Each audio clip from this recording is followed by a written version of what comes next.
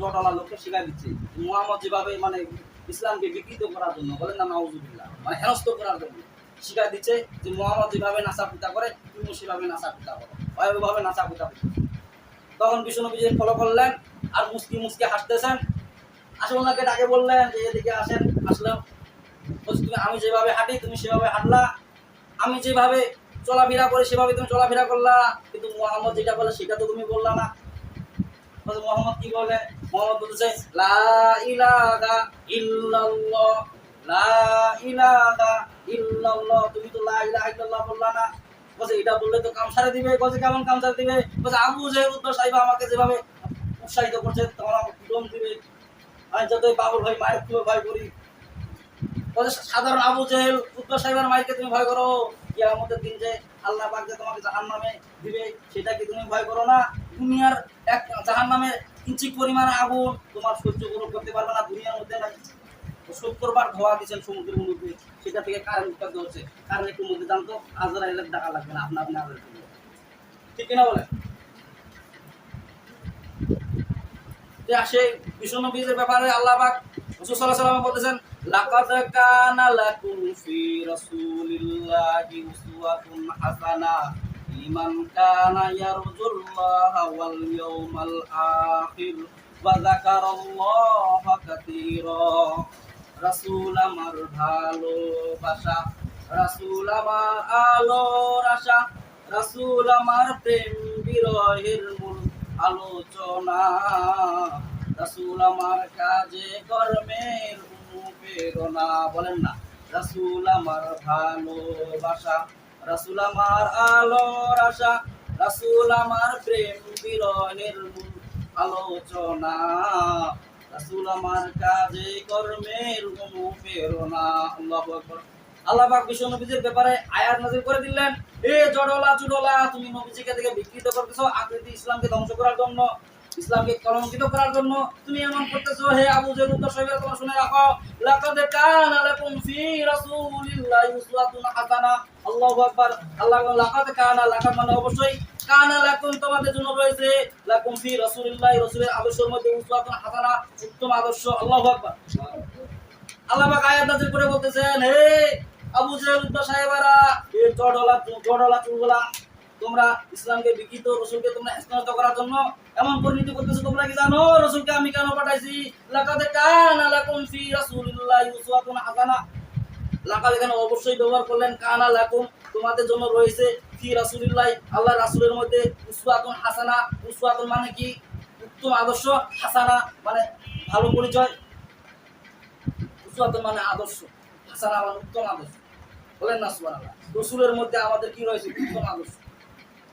আজকে তোমরা নেইমারের গেঞ্জি পরে ফালাফালি করো, আর্জেন্টিনার গেঞ্জি পরে ফালাফালি করো, ব্রাজিলের গেঞ্জি পরে ফালাফালি করো, কিন্তু রাসূলের মধ্যে আদর্শ যে আছে সেই আদর্শ দিয়ে তোমরা কোনো ফালাফালি করো না। অথচ আল্লাহ পাক বলেন লাকাদ কানা লাকুম, এটা কি আমার বানানো আয়াত নাকি?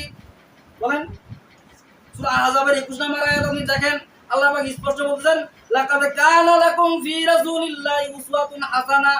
লাকাদ মানে অবশ্যই, কানা লাকুম তোমাদের জন্য রয়েছে, তার মানে কি যারা মুমিন বান্দা, ঈমানদার বান্দা তাদের জন্য রয়েছে। নেইমার আর আর্জেন্টিনা ব্রাজিলের জন্য তোমরা ফালাফালি করো, হ্যাঁ তার জন্য ফালাফালি করো, কিন্তু নবীজির জন্য কোনো ফালাফালি করতে না। অথচ উত্তম আদর্শ কার মধ্যে আছে? ব্রাজিলের মধ্যে নাকি? তাহলে এখানে আয়াত দেওয়া দরকার ছিল লাকাদ কানা লাকুম ফি ব্রাজিল্লাহ, কি না? ব্যাখ্যাতে এরকম করে দেওয়া দরকার নাকি এইভাবে দেওয়া আছে লাকাদ কানা লাকুম ফি আর্জেন্টিনা, নেইমার কার নাম দেওয়া আছে? আল্লাহ বলতেছেন লাকাদ কানা লাকুম ফি রাসূলিল্লাহি উসওয়াতুন হাসানাহ লিমান কানা ইয়ারজুল্লাহা ওয়াল ইয়াউমাল আখির ওয়া যাকারাল্লাহা কাসীরা। আল্লাহু আকবার। আল্লাহ পাক স্পষ্ট আয়াত নাযিল করে বলতেছেন, কোরআনের আয়াত মানা কি বলেন দেখি? কোরআনের আয়াত মানা কি? আর ব্রাজিলের আয়াত মানা, আর্জেন্টিনার আয়াত মানা, করোনা কোনো কিছু না, তাহলে আর গুনাহ আয়াত আমরা। কিন্তু কোরআনের আইন মানাকে ফরজে আইন, আল্লাহ স্পষ্ট বলেছেন লাকাদ কানা লাকুম ফি রাসূলিল্লাহি উসওয়াতুন হাসানাহ, লাকাদ অবশ্যই কানা লাকুম তোমাদের জন্য রয়েছে ফি রাসূলিল্লাহি রাসূলের মধ্যে আল্লাহ রাসূলের মধ্যে উসওয়াতুন হাসানাহ উত্তম আদর্শ। তার মানে কি রাসূল যা করে তাই তুমি করে বেরাও, এর মধ্যে উত্তম আদর্শ আছে, বলেন না সুবহানাল্লাহ। রাসূল নানার জন্য আদর্শ, নাতিদের জন্য আদর্শ, বলা হয় যে পরিবারদের বাপদের জন্য আদর্শ, স্বামীদের জন্য আদর্শ, সব দিক দিয়ে আদর্শ, বলেন না সুবহানাল্লাহ। নেইমার রাজা রাতের মধ্যে ব্রাজিল আর্জেন্টিনা রাতের মধ্যে ফালাফালি করে, ওগুলা কি ওপেন বলা যায় নাকি? অথচ রাসূল বললেন আমার দিনের মধ্যে এবং রাতের মধ্যে যা হয় সমস্ত ওপেন করে দাও, বলেন না সুবহানাল্লাহ। বিশ্বনবী টয়লেট কিভাবে করতেন সেটা ওপেন করে দাও। আপনি উলঙ্গ অবস্থায় টয়লেট করেন, নবীজির সুন্নত তরিকা টয়লেট করেন না, আপনার টয়লেট শয়তানের জন্য ধোঁকা দেয়, ঠিক না বলেন? নবীজি কিভাবে টয়লেট করছেন? ইস্তেঞ্জা যাওয়ার সময় কয়টা ঢিলা নেওয়া লাগে বলেন? প্রসাব করার সময় কয়টা নেওয়া লাগে? আর পায়খানা করার সময় কয়টা নেওয়া লাগে? এগুলো আমাদের জানা নাই, আমাদের কয়টা নেওয়া লাগে খালি নেওয়া যায় কয়টা গোল দেওয়া যায় আর কয়টা ফালাফালি করা যায়, কয় নাম্বার গেঞ্জি করা যায়, সুতি গেঞ্জি, করম গেঞ্জি আর ফালাফালি গেঞ্জি, আর্জেন্টিনা গেঞ্জি, কয়টা ব্যবহার করা যায়। অথচ রাসূলের আদর্শ নাই, অথচ আল্লাহ পাক বলেন লাকাদ কানা লাকুম ফি রাসূলিল্লাহি উসওয়াতুন হাসানাহ, আমার রাসূলের মধ্যে আমি আল্লাহ পাক উত্তম আদর্শ দিয়ে দিয়েছি, তোমরা সেই রাসূলকে ফলো করে যাও। কারা ফলো করবে সেই ব্যাপারে আল্লাহ কোরআনে আয়াত নাযিল করে বলেছেন লিমান কানা ইয়ারজুল্লাহা ওয়াল ইয়াউমাল আখির ওয়া যাকারাল্লাহা কাসীরা। আল্লাহ লিমান কানা ইয়ারজুল্লাহ, যারা আশা রাখে আল্লাহর প্রতি এবং কিয়ামতের প্রতি, আখিরাতের প্রতি, ওয়া যাকারাল্লাহা কাসীরা, যারা নিয়মিত জিকির করে, বলেন না সুবহানাল্লাহ। জিকির তো করবে দূরের কথা, নামাজই পড়ে না। বুঝা আমরা আর্জেন্টিনার জন্য আর ব্রাজিলের জন্য খারাপি করি মনে হচ্ছে, আমরা রাসূলের জন্য খারাপি করি জন্য বলছে কি আমরা তো নামাজই পড়ি না। কারণ আর্জেন্টিনাও নামাজ পড়ে না, ব্রাজিলও নামাজ পড়ে না, আমি ওই ওর বলছে কি ব্যাপার বলি, বলছে এখন যা কথা বুঝুক, বলছে কুত্তা গেলা খালি জুলুক দিলে বকে, আমার দিলে কিনা বকে না, তাই নাকি? বলছে হ্যাঁ, বলছে হুজুর গেলা খালি কুত্তা দিলে খালি কুত্তায় ভোকে, কিন্তু আমার দেখলে তো ভোকে না, কেন আমি কিছু বুঝলাম না। বলছে হুজুর গেলা বসে মুতে না খাড়া দেওয়া মুতে, বলছে বসে মুতে, তোমার কুত্তা খাড়া দেওয়া মুতে না বসে মুতে, বলছে খাড়া দেওয়া মুতে, বলছে ওর সাথে ওর তোর মিল আছে যার কারণে তোর দেখলে ভোকে না, আর আমার দেখলে কেন ভোকে, কেন ওর সাথে আমার মিল নাই, ঠিক না? ওর সাথে ওর মিল আছে, আর্জেন্টিনা ব্রাজিলের সাথে ওর মিল আছে, কেমন আর্জেন্টিনা ব্রাজিল কে বলছে যখন জাহান্নামের মধ্যে যাবে তো তুই কোনে যাচ্ছিস, বলছে মুই জান্নাতে তো চল জাহান্নামে, বলছে কেন, বলছে মুই যাম জাহান্নামে আর তুই যাবো জান্নাতে, চল। দুনিয়ার মধ্যে সাইনবোর্ড টাঙ্গাই বেড়াইতা ব্রাজিল আর আর্জেন্টিনা, এখন কিয়ামতের দিনও সাইনবোর্ড আমি নিজেই স্বয়ং, তার মানে কি আমি নেইমার, আমি আর্জেন্টিনা, আমি ব্রাজিল, আমাকে সাপোর্ট করা লাগবে, দুনিয়াতে যেমন সাপোর্ট করছিল, ঠিক না বলে? আর রাসূলের উত্তরসূরি যারা যারা রাসূলকে অনুসরণ করতো, অনুকরণ করতো, আদর্শ মানে কি অনুকরণ করা এবং অনুসরণ করা। আল্লাহ পাক বলছেন উসওয়াতুন হাসানাহ, রাসূলের মধ্যে উত্তম আদর্শ আছে।